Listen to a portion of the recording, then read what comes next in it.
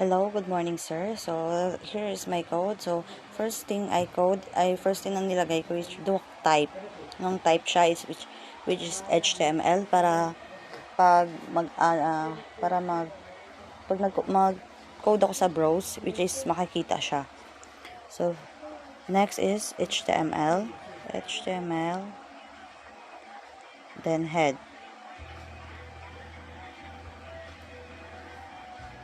After, naglagay ako ng title,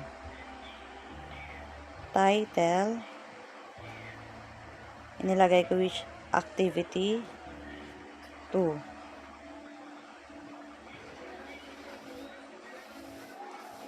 Then, head, and next is the body.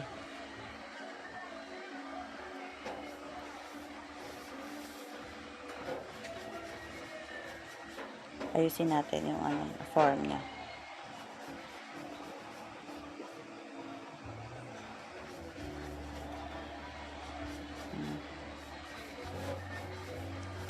Sa body natin, naglagay ako H1. H1 means header 1. Naglagay ako registration form or registration. Lagay natin. Registration. Next is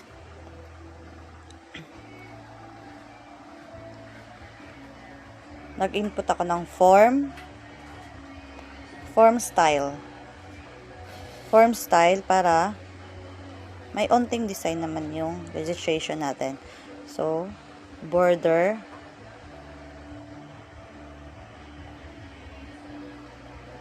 style yung napili. Pili ko para maging like makikita nyo sa next after neto. Tapos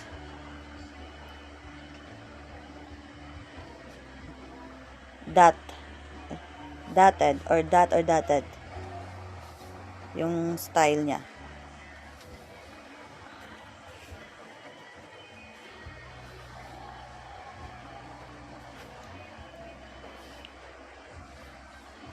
Then method.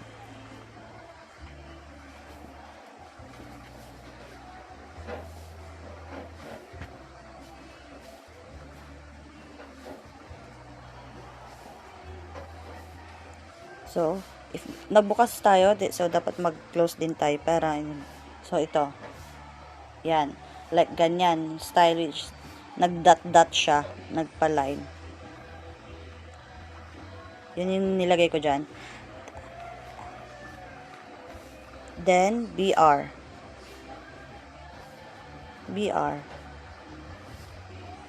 Ano ba ibig sabihin ng BR? Which is brick line element. So, para po ma-move yung code ko sa panibagong line sa output. Kaya naglagay po ako niyan. Then, label.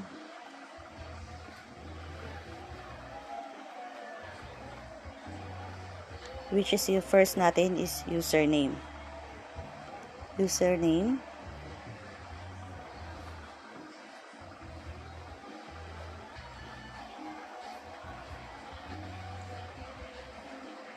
Label. Kailangan natin mag-close. Diba? Then, what kind of input ang nilagay? So, input type. Anong klase siya? Input type. So, which is nilagay ko dito ay text. Para makita natin. Then, name. Username.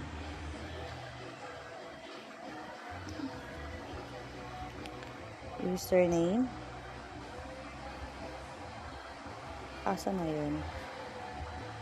Yan.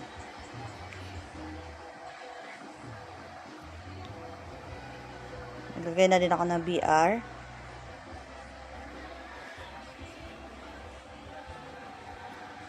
Wala, di natin na-close. Kailangan natin siyang i-close. Ay. Yan.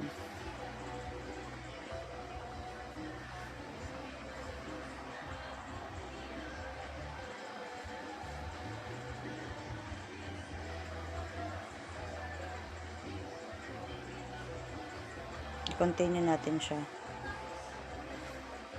Ay, wait lang. Yan, okay na yan.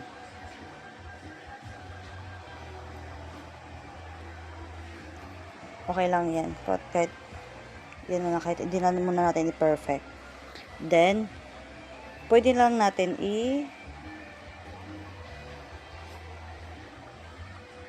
i-copy ito. Kasi same lang naman sila eh. Copy ito sa panibagon mo.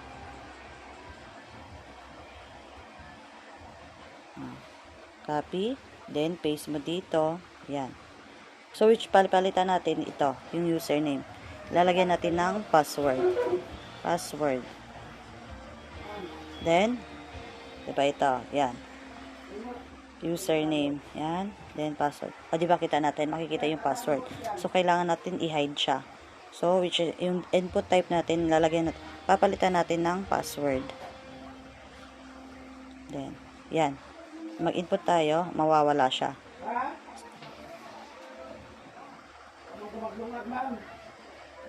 Password.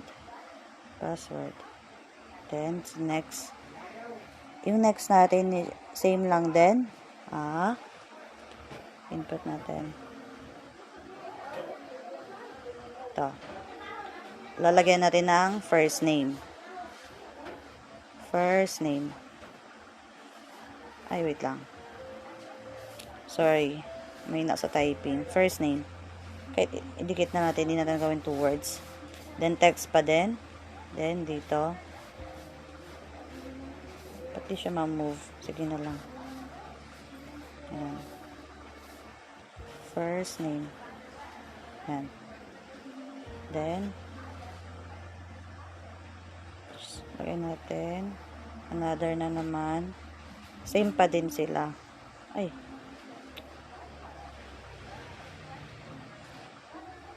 Last name. Text pa din para makita mo siya. Then, last name.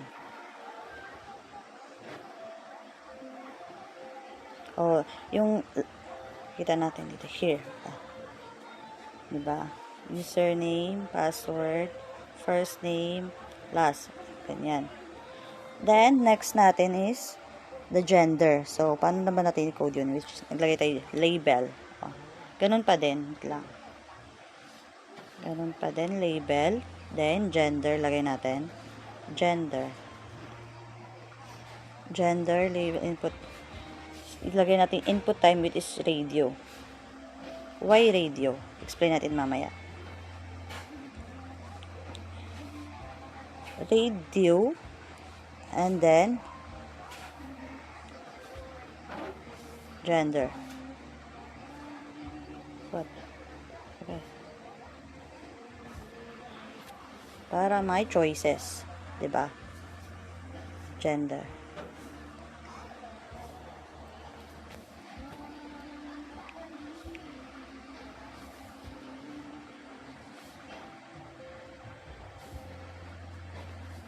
Gender lang. Natin to. Kasi may choices dapat tayo.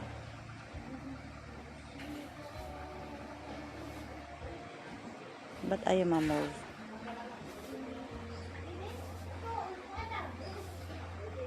Wait lang. Ang hirap mag-code sa cellphone.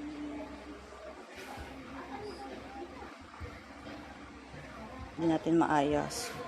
Like ito, ganito. Gender. Then, value. Value.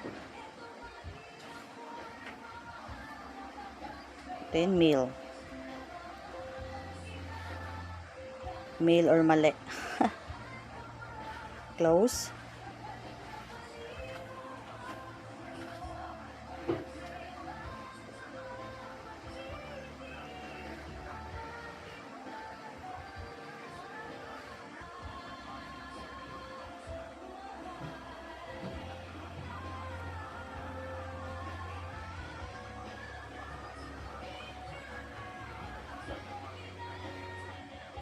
Huwag mo natin nalagyan ng next page kasi may choices yun eh. May. Then, input type. Input type. Input type. Ledger pa din. Alam nyo naman kapag ledger. Then, name equal gender.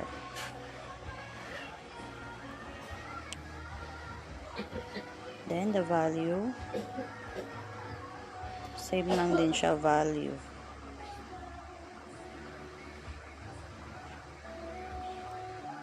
Which is nilagay natin is female.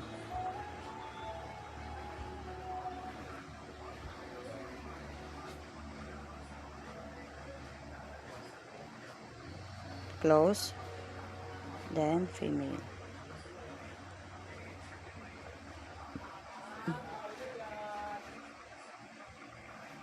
Then, doon na natin siya lagyan ng BR. Para mag-proceed na siya sa next line.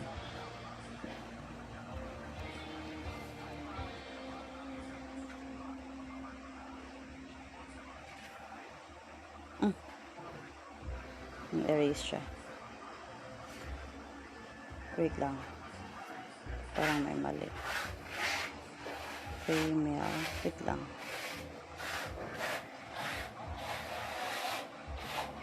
Input. Okay.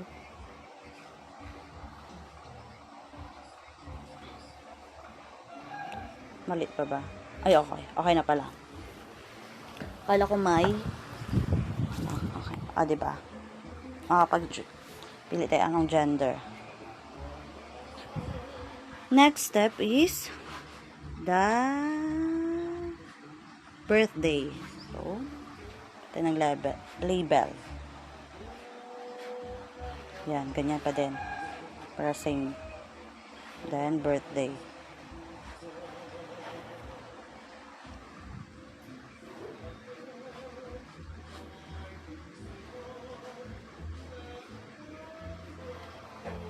Ba't nag-blue siya? Wait. I-erase mo na tatan. May mali.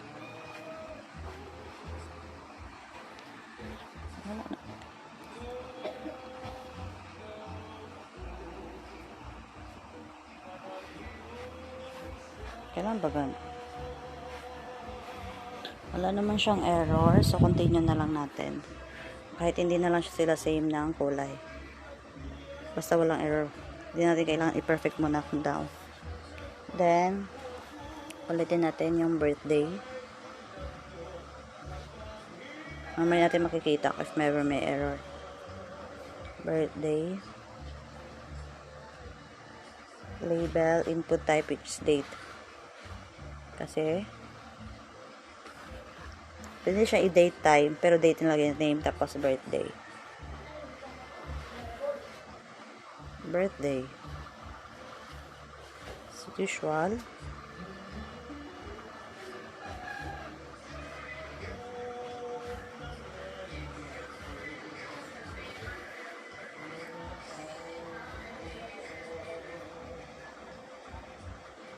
Okay na yan.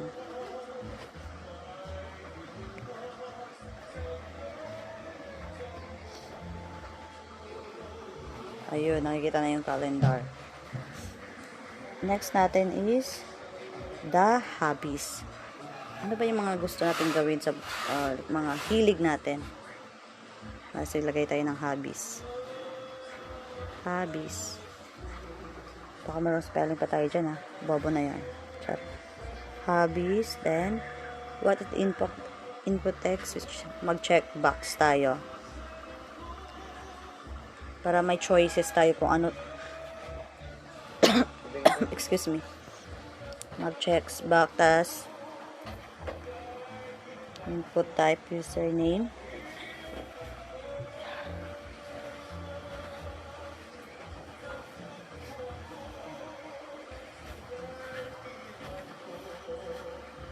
Check box.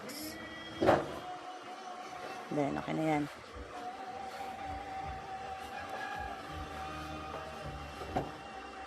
name, paste, input type, checkbox, name, checkbox. Ito, nagulan ako. Input type, checkbox, name, ito. Lagyan natin ng, ano lagyan natin yan? Basta yan. Huwag mo i-erase.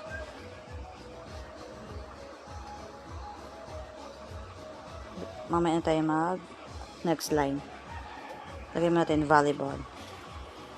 The sports that I want. Then, next, input type ulit. I-copy na lang natin to. Ito lang.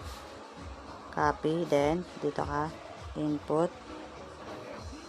Yan, then next page. Mag-next ka lang dyan. Yan. Lang. Para may space. Another. Yan. So, nilagay natin volleyball. Next. Ay, naku. Dancing. Hindi ako magaling sumayaw, pero mahilig na ako sumayaw. Ganon. Dancing, then also playing online games. Pag bored na. Ganon. Ay, nasobraan. Dito lang pala.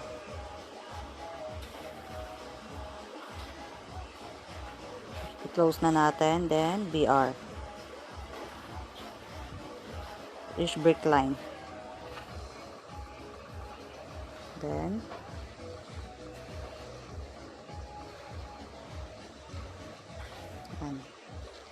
o, diba? Kahit i-check mo yung tatlo, okay lang. Ganon. Next is the age. So, mag-label tayo dito. Saan dito? Yan. Same lang naman. So, age.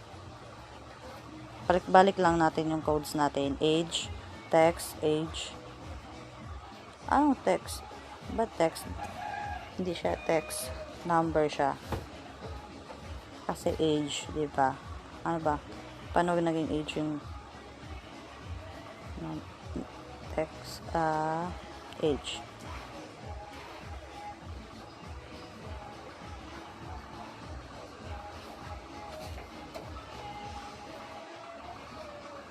Then, another break line. Para ano?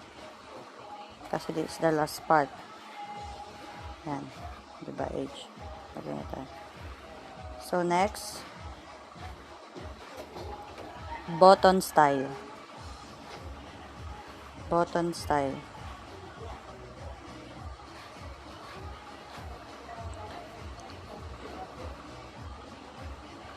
Yung float na nilagay ko dito, which is in float, ay yung button niya, which is, then right, para hindi siya madikit sa mga codes natin. Like, hindi siya naka-align sa next, ay sa kabila siya. Then type.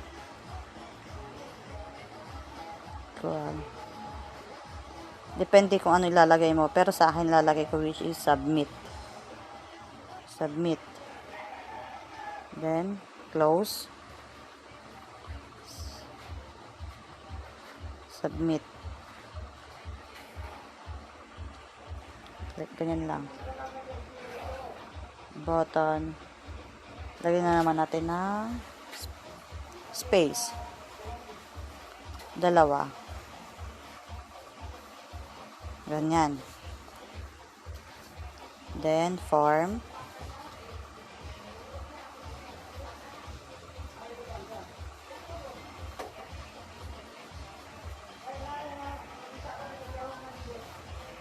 Form. Then, another spacing.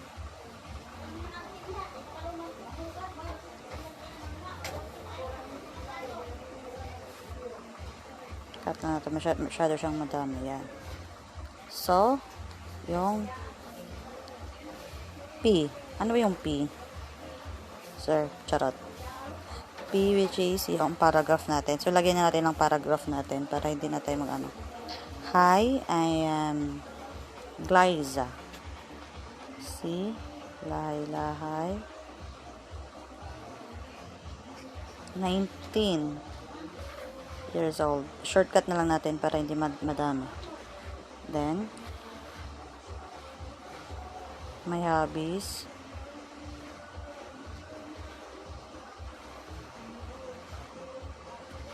My hobbies are playing online games,